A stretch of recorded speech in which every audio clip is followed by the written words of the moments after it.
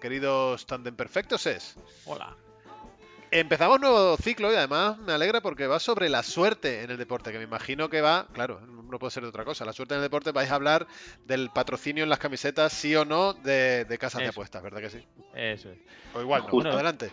ahora que ha dicho lo de queridos tandem perfectos, serían tandem perfectianos. ¿Qué tal, queridos tandem perfectianos? Muy buenas tardes, querido abuelo Xavier. ¿Está usted en racha? Señor Igea. Permíteme que os corrija, es Tandem Perfectolers. Pero bueno, perdona, seguid. Me gusta más.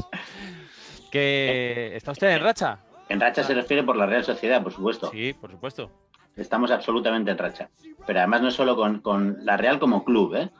Antes se lo he comentado que estamos a un pasito de subir como el Badajoz. Esperemos Celebrando. a ello que no nos enfrentemos en esa Mañana es el eliminatoria. sorteo. Y la Real femenina también va en hitos históricos.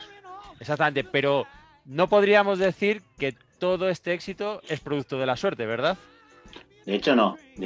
Tenemos una porción de suerte, pero el trabajo bien hecho es fundamental. Háblenos de la suerte, abuelo Xavier. Yo iba a hablar de la suerte, pero para hablar de la suerte creo que antes tenemos que hablar de una persona. Hazle una radiografía a la suerte. Un día le haremos una radiografía a conceptos así etéreos. No, decía que para hablar de la suerte quería hablar de una persona en concreto. Y os voy a hacer una pregunta a vosotros. ¿Conocéis a un personaje que se llama Rob Rensenbrink? No. Para nada. ¿Nadie le conoce? No. Vale. ¿Y conocéis a otro personaje que se llama Mario Alberto Kempes? Sí, hombre. A ese sí. ¿Sí? Sí. ¿Y por qué lo conocéis a Kempes? ¿A qué empezó? Son el mismo, porque jugador nunca han aparecido. argentino. Me callo. O vamos, es un antiguo jugador argentino de fútbol. Son gemelos y tenían un programa de reformas. Kempes jugó en el Valencia también, puede ser. Sí, en el Sí. Valencia. Sí. Y luego en la albiceleste, pues fue un goleador, ¿no? O sea, un tío muy. Fue el protagonista de un mundial. Efectivamente, fue protagonista de un mundial. Ahí es donde quería llegar. Y ahora os voy a contar una cosa. Fue protagonista del Mundial de Argentina del 78. ¿Sabéis Esto, que perdona, me recuerda un poco a los profesores. Siempre me ha generado cierta ansiedad cuando un profesor te preguntaba, ¿y qué quiere decir con esto? Y tú, yo qué sé. Si te da la respuesta ya. Yo qué sé, o sea. Y claro, cuando alguien dice, lo adivina después de 10 veces, dice, ah, muy bien. Y el que lo ha acertado se siente orgulloso y dice, ha sido suerte, o sea, totalmente suerte. Porque no tienes ni idea de lo que está pensando este Señor profe. Lobo, no se preocupe, que todas vuestras respuestas han sido las que esperaba y de hecho se lo voy a tener en cuenta a la hora de poner las notas. Como os decía, esto nos lleva al Mundial de Argentina del 78, que sabéis que es un mundial muy polémico por el uso que hizo la dictadura de aquel torneo, ¿no? Uh-huh. Y, bueno, gastó un montón de dinero, tenía la intención de que sirviera como una campaña de promoción del régimen de cara al exterior. Fíjate, de hecho, el lema era los argentinos somos derechos y humanos, ¿no? Y querían vender un poco la felicidad y esa Arcadia en la que vivía el país. Hay un partido en la segunda fase entre Argentina y Perú que también está lleno de polémica, porque en ese partido Videla bajó con Henry Kissinger al vestuario de Perú antes del partido y les recordó que eran hermanos latinoamericanos y que se tenían que ayudar entre ellos. Ese día Argentina necesitaba marcar 4 goles para pasar de fase y marcó 6 goles. Y hay mucha polémica, un envío del gobierno argentino de trigo al gobierno de Perú. Hay mucha polémica alrededor de todo eso. Los holandeses que llegaron a la final frente a Argentina denunciaron que les acosaron durante el recorrido hasta el Estadio Monumental. Salió la selección holandesa cuando le tocaba y la selección argentina retrasó su salida. Y bueno, pues el Monumental era un hervidero. Toda esa serie de tejemenejes para conseguir al final el objetivo de esa victoria que fuera completara la campaña de publicidad de la dictadura. Y entonces, durante el partido, marca Kempes y empata Naninga, que era un jugador holandés, y en el minuto 90, señor Gallello, ilustre a nuestros espectadores con una foto. Sí, señor. En el minuto 90 hay un jugador holandés que se queda delante de Fillol, que era el portero de Argentina. Chuta, pasa por encima de Fillol, que es la foto que está poniendo Gallello ahora mismo, que pueden ver Ahí la tienen los ustedes, espectadores. señores. Y en ese momento había 2 opciones. si ese balón iba a gol, Holanda ganaba el Mundial, se iba a la mierda la campaña de publicidad de la dictadura y ese hombre que está rematando en la foto que ha puesto Vallello terminaba el Mundial como máximo goleador y probablemente como mejor jugador del torneo. Ese señor se llamaba Rob Rensenbrink, que es el que os he preguntado antes. El balón dio al palo. Y después de dar al palo, obviamente se fue fuera, hubo prórroga y en la prórroga marcó Mario Alberto Kempes y después marcó Bertoni. Y Argentina quedó campeona del mundo. Y la campaña para la dictadura se completó. Espera un momento, ¿esto es la final? ¿Eso es la final? Sí, sí, sí. Y me recuerda un montón, antes de que sigas hablando, perdón, a la peli de Match Point, ¿no? Claro, no sé si vais a hablar de ella, es que es lo mismo. El inicio... La vida y la muerte dependiendo de un...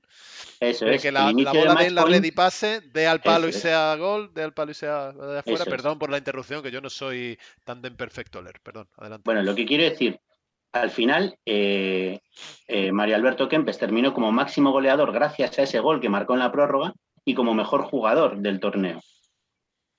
En el momento que chutó Rensenbrink, ya todo dependía de la suerte.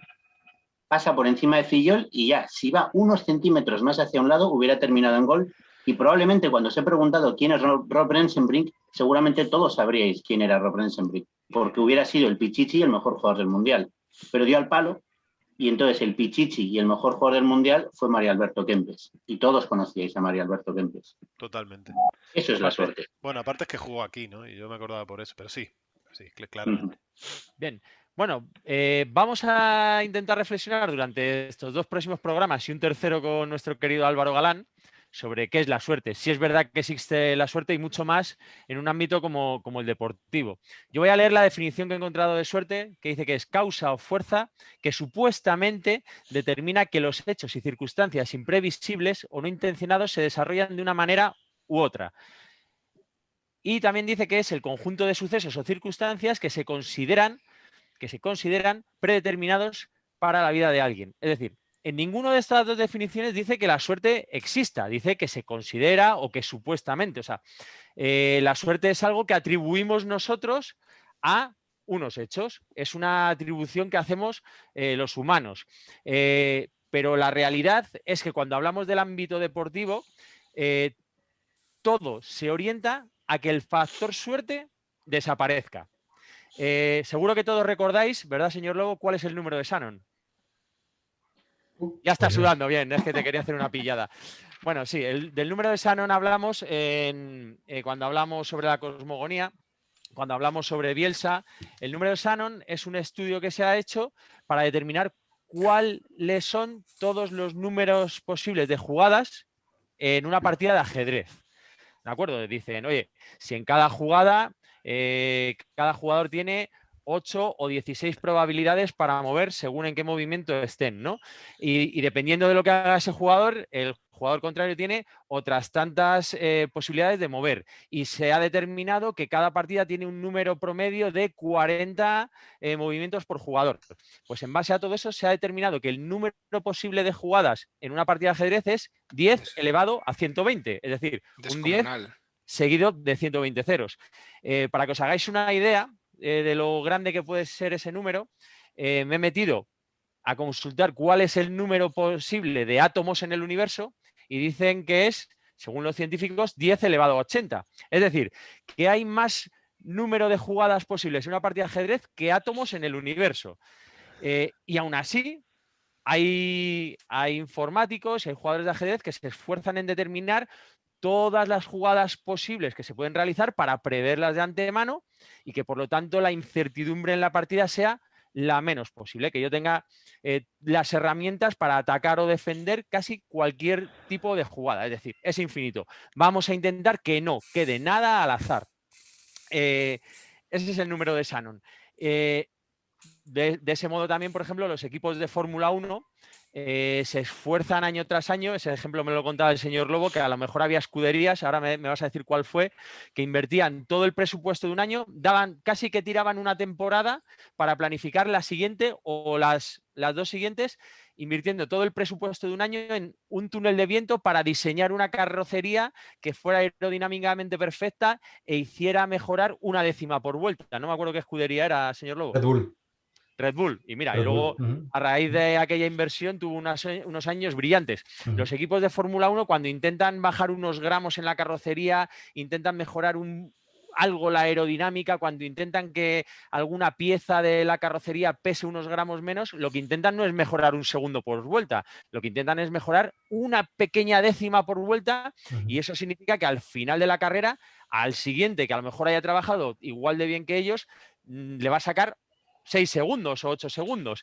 Entonces, el grado de perfección que se busca en el deporte es tan grande que al final el factor suerte desaparezca, y que en todo caso lo que aparezca es, como decíamos en aquel episodio, la idea feliz, ¿no? La inspiración, cuando 2 equipos han trabajado perfectamente al contrincante, ¿no? 2 grandes analistas como pueden ser Bielsa y Guardiola, se enfrentan entre ellos con recursos similares. Los 2 han estudiado hasta el milímetro, ¿no? Como decían de Mourinho, saben hasta cómo se atan los cordones los jugadores del equipo contrario. ¿Qué pasa cuando 2 tácticas son absolutamente perfectas? Pues que tenderíamos al 0-0, ¿no? Al final, ¿qué es lo que cambia?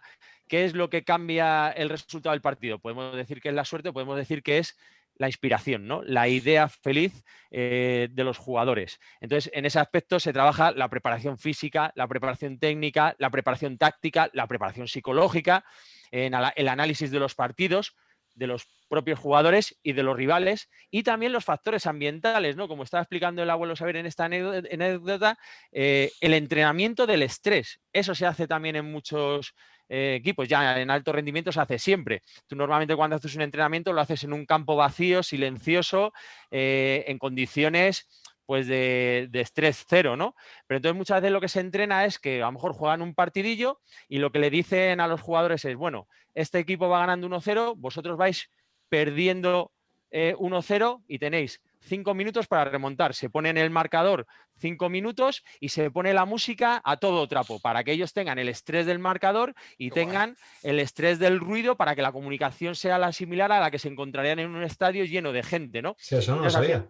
Sí, eso se llama entrenamiento en estrés y se hace mucho en... Además que es un tipo de entrenamiento que lo pueden hacer incluso los equipos humildes. No es necesario tener un gran presupuesto para hacer eso. Yo cuando entrenaba en fútbol sala femenino lo hacíamos casi cada entrenamiento y sobre todo los jueves. Los jueves hacíamos entrenamiento de poner el marcador, poner que quedan 3 minutos y hay que trabajar una remontada de 2 goles y poníamos la música a todo trapo para que generara un poco las condiciones que nos íbamos a encontrar en la competición.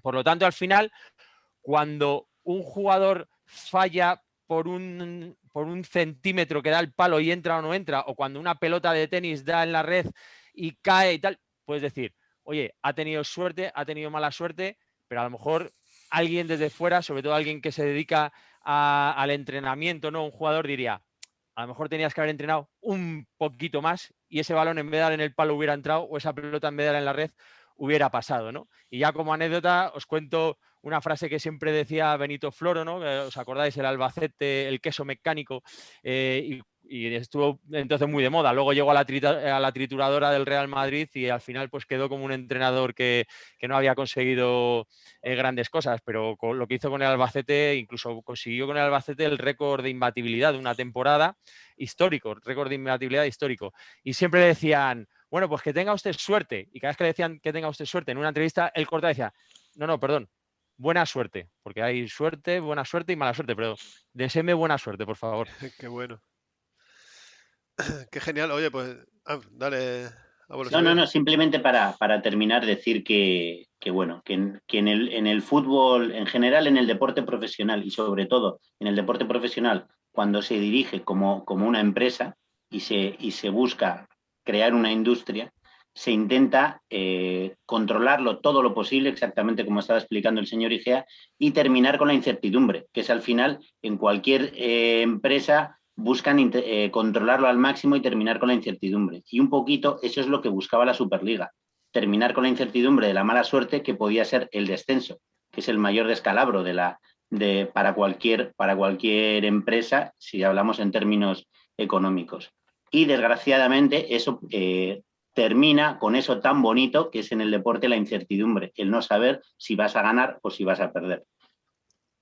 Con eso terminamos por hoy la sección de tándem. Me encanta la sección de suerte. ¿Las tandas de penaltis son suerte? Bueno, ya habló el abuelo Xavier de que no lo es. Efectivamente. Cierto. Me acuerdo de aquellos penaltis, una tanda. Lo estoy poniendo en pie. Que... Manchester, ¿no? Chelsea Manchester United era. Era si lo tirabas siempre cruzándolo, que era el natural, pero si cambiabas, tenías riesgos y tal.